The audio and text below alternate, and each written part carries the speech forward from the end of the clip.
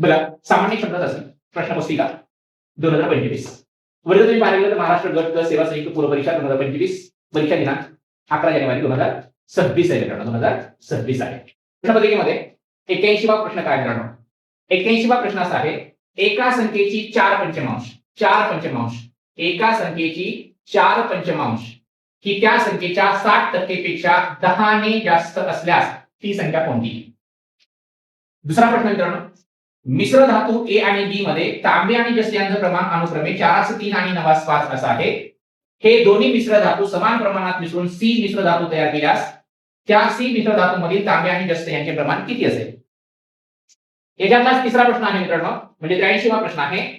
सरळ व्याजाने 500 रुपयांची रक्कम 3 वर्षात 5,600 रुपये होते. परत एकदा सरळ व्याजाने 5,000 रुपयाची रक्कम 3 वर्षात 5,600 रुपये होते. जर व्याज दरात 3% वाढ केली तर याच मूळ रकमेचे 3 वर्षानंतर किती रुपये होतील? बघा मित्रांनो, हे 3 क्वेश्चन आहेत. या 3 क्वेश्चनच्या धर्तीवर 3 प्रश्न समोर ठेवून, डोळ्यासमोर ठेवून मी याच प्रकारचे प्रत्येकी 3 प्रश्न काढलेले आहेत. आपण त्याचं सोल्युशन पाहणार आहोत. तर बघा मित्रांनो, क्वेश्चन जो आहे तो पहिला क्वेश्चन आपण पाहूया अगोदर. पहिला क्वेश्चन इथं बघा, हा इथं सोडूयात, बाकीचे क्वेश्चन आपण खाली सोडूयात. म्हणजे इथं टाइप केले आहे काय. बघा, एका संख्येची 4 पंचमांश म्हटले तर एका संख्येची 4 पंचमांश म्हणजे मित्रांनो एक संख्या आपल्याला माहित नाही, ती एक संख्या आपण काय म्हणू? एक्स मानू. एक्स मानू मित्रांनो, मी इथं एक्स मानतो, ती संख्या एक्स मानू. ठीक आहे, चला. त्या संख्येची 4 पंचमांश म्हटलंय. कोणत्या संख्येची? जी संख्या आपण मानली त्या संख्येची की नाही, या संख्येची ची म्हटलं मित्रांनो, ची म्हटलं गुणाकार असतं. 4 पंचमांश म्हटलं मित्रांनो, 4 पंचमांश याचा अर्थ 4 चतुस्थानी 5 असतं मित्रांनो. पुन्हा काय म्हटलं मित्रांनो, ही त्या संख्येच्या 60% पेक्षा 10 ने जास्त असल्यास, बघा त्या संख्येच्या, त्या म्हणजे कोणती संख्या?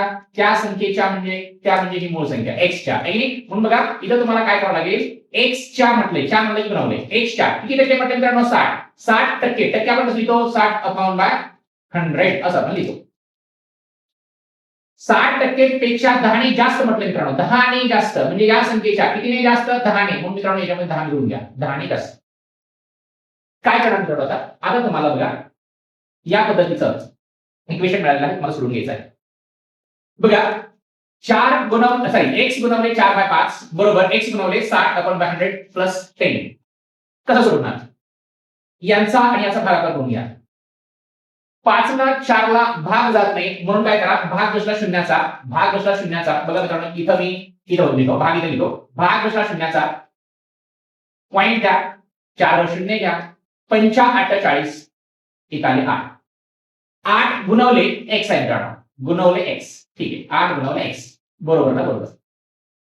बघा मित्रांनो, इथं अगोदर कांचे भाग उभे म्हणजे अगोदर आपल्याला काय करावं लागेल? भागाकार करावा लागेल. हा 0 कटला, हा 0 कटला. मित्रांनो आता 6 आणि 10 यांचा भागाकार करायचा आहे. 6 ला 10 भाग जात नाही. मित्रांनो काय करणार? भाग बसला शून्याचा, भाग बसला शून्याचा. ठीक आहे, भाग शून्याचा बसला. ठीक आहे, इथं शून्याचा भाग बसला. आता बघा इथं द्या 0 झाले 60, 10 60 म्हणजे पॉइंट देऊन 6 आला. बघा मित्रांनो, आपण भाग काढायला 0.6 आला. हा x त्याच्यात सरलेला आहे, गुणवले x मी इथं लिहितो, प्लस हा 10 इथं लिहितो. जागेच्या अभावामुळे पुढे आपण मात्र क्वेश्चन पेपरवर सोडून घेणार आहे. खाली आपण क्वेश्चन घेतलेले आहे त्या पद्धतीनं जागा ही काही सोडलेली आहे, त्या मोकळ्या जागेवर शिकणार आहात. फक्त आता कॉन्सन्ट्रेशन द्या. आता काय करणार मित्रांनो, तुम्ही x एका साईडला घेऊन या. बघा काय होईल?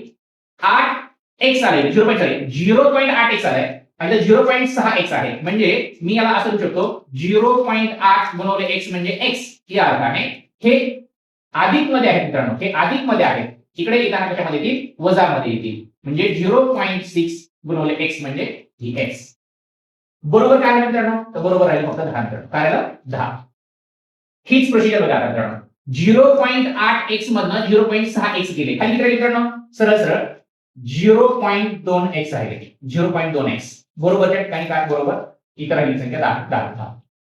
बघा मित्रांनो, x एका साईडला घेऊन या.